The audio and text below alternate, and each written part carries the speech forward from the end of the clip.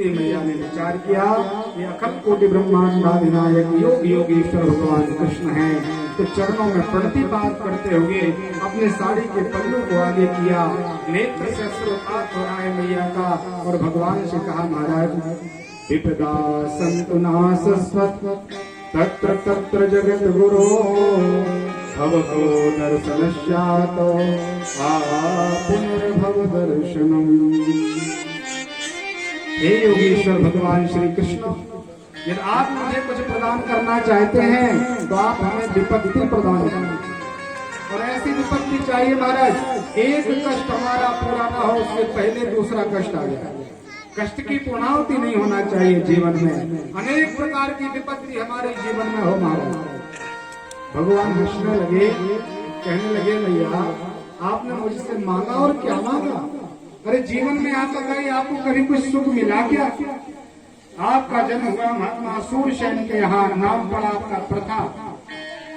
आप 5 बहनें थी, 10 भाई थे, वसुदेव आदि। परमात्मा समझाते हैं आप अपने पिताजी के आंगन में खेल रही थी, उसी समय एक भोज नाम का राजा आया, और कुंती भोज राजा आया तो देखा कि महात्मा का तो बड़ा सुंदर आश्रम है, 15 संतानें खेल रही हैं। गिलानी हुई थोड़ी सी कि मेरे पास एक भी संतान नहीं, तो वसुदेव जी ने कहा हमारा जो आपको चाहिए सो ले लो, इन 15 में से जो भी अच्छा लगे। तो प्रथा नाम की जो बेटी थी कुंती, उसको कुंती भोज नाम के राजा ने ले लिया, इसलिए प्रथा मैया का नाम कुंती हो गया। आपका लालन पालन दूसरों के घर में हुआ, पूरा जीवन आपका असुविधाओं में निकला। एक बार महात्मा दुर्वासा ऋषि चतुर्मास करने के लिए आपके घर आए, तो आपने मनसा कर्मणा वाचा मन वचन कर्म से महात्मा दुर्वासा ऋषि की सेवा की। प्रसन्न हुए महात्मा, उन्होंने आशीर्वाद दिया आप वरदान मांगो, तो देवताओं को बुलाने का मंत्र प्रदान किया कुंती मैया कुंती ने विचार किया कि चलो परीक्षा करें गुरु जी के मंत्र की, और भुवन भास्कर भगवान सूर्य तरफ दृष्टि पात्र किया, वह मंत्र गाया तो भगवान रथ सहित उतरा। भगवान सूर्य देव, सूर्य जी ने कहा महाराज आपने मैया पुकारा है मुझे, तो मैं आपके यहाँ आया हूँ, आदेश करिए। माने कहा हमारा क्षमा करें, मैंने तो गुरु जी के मंत्र की परीक्षा ली, आप चले जाइए।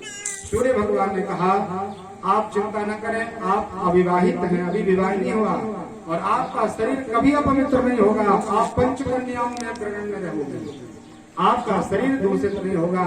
और महात्मा सूर्य ने अपना तेज कुंती मैया को प्रदान कर दिया।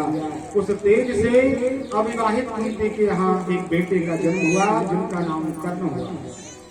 तो भगवान कहते हैं कि देखो कितना आपने दुख सहा, उस अपने प्रथम संतान की ममता का भी त्याग कर दिया। विवाह हुआ महात्मा पांडु के साथ। पांडु महाराज बड़े धरोधर थे, चक्रवर्ती सम्राट हुए महात्मा पांडु। एक बार विहार करने के लिए महात्मा वन में पहुंचे, दोनों पत्नियों के साथ विहार करते थे, कुंती और माद्री के साथ। एक महात्मा कंदम नाम के ऋषि एक बार किसी पशु पक्षी का मैथुन धर्म देखा, तो महात्मा को लगा मुझे भी करना चाहिए, तो मृग और मृगी का रूप बनाया महात्मा किंदम ने। उसी समय पांडु महाराज आंखें खेलने के लिए पहुंचे थे, तो वो नहीं समझ पाए कि ये महात्मा है, और उन्होंने मृग समझ करके बाण चला दिया। महात्मा किंदम के शरीर में वह बाण लगा, उनका वह मृग शरीर तो छूट गया और संत शरीर में प्रकट हुए। महात्मा किंदम का विग्रह देखा तो पांडु ने दंडवत प्रणाम किया, लेकिन ऋषि को बड़ा क्लेश था, उनकी आत्म संतुष्टि नहीं हुई थी, इसलिए महात्मा ने श्राप दे दिया, हे पांडु संसार में तेरी कीर्ति दिगंतर तक फैली है, लेकिन तूने मेरी क्रिया के बीच में ही मेरा प्रियतमा से वियोग करा दिया, इसलिए मैं तुझे श्राप देता हूँ। जब भी तू किसी स्त्री का शरीर काम भाव से स्पर्श करेगा, तत्काल तू भी मृत्यु को प्राप्त। महात्मा को ऐसा श्राप हो गया। भगवान नारायण का ही इसमें कुछ कौतुक। महात्मा हर समय याद में रहते थे कि मुझे किसी स्त्री का स्पर्श नहीं करना। एक बार भगवान की लीला से भूल गए और मातृ मैया का इन्होंने काम भाव से स्पर्श कर दिया। तत्काल महात्मा पांडु मृत्यु को प्राप्त हुए। माद्री ने विचार किया कि मेरे इस अधम शरीर को छू करके मेरा सौभाग्य नष्ट हो गया, मेरे पति मृत्यु को प्राप्त हो गए, मुझे ये शरीर धारण नहीं करना चाहिए। तत्काल पांडु के साथ वो माद्री मैया सती हो गई। नकुल सहदेव दो बेटे उन्होंने कुंती के हाथ सौंप दिए। कहा मैया उस समय से तूने विधवत ग्रहण किया, जीवन पूरा इसी समय कष्ट में वियोग में निकाला। आपके बेटों का कितना अपराध कौरवों ने किया। एक बार आपके कुलवधू द्रौपदी के वस्त्र हरण किए गए, आपके बेटों को परास्त किया, 12 वर्ष का वनवास, 1 वर्ष का अज्ञातवास हुआ। आपके सामने कर्ण मृत्यु को प्राप्त हो गया, आपके सामने अभिमन्यु को वीर गति प्राप्त हुई। इतना सब कष्ट प्राप्त करने के बाद भी आज मुझसे केवल कष्ट मांगा। अब तो आप राजमाता बनी थी, थोड़ा कुछ सुख मांगती, आश्रय मांगती, कोई धन वृद्धि आदि मांगती। मैया ने कहा महाराज ये विपत्ति नहीं, ये बहुत बड़ी संपत्ति है। मैया समझाती हैं परमात्मा को कि प्रभु विपदा नैव वित्तश्च संपत्ति नात्र संपदाः विष्णु विस्मरणं विपदा संपत् नारायण स्मृति। संसार में यदि कोई विपत्ति है तो वो परमात्मा को भूलना है, सबसे बड़ा कष्ट है। सबसे बड़ा यदि अपने को भाग्य है तो वो ये है कि आप भगवान को भूल गए। तो यदि परमात्मा का आप ध्यान करते हैं, भगवान के आश्रय में हैं, भगवान का नाम लेते हैं, तुम्हारा इससे बड़ी संपत्ति संसार में कुछ नहीं।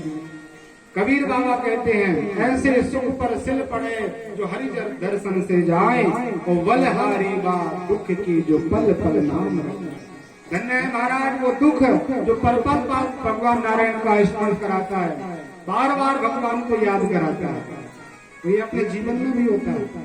व्यवहार में देख लेना, जीवन में सब प्रकार की सुख संपत्ति भगवान की कृपा से प्राप्त हो जाए तो महाराज लगता है पूजन अब कल करेंगे, अब पूजन फिर देख लेंगे। और करते करते पूजन माला आदि को टालते जाते हैं, भोग विलास में रमण करने लग जाते हैं। करते करते जब बहुत बड़ी कोई विपत्ति आती है तो भगवान नारायण का आश्रय होता है।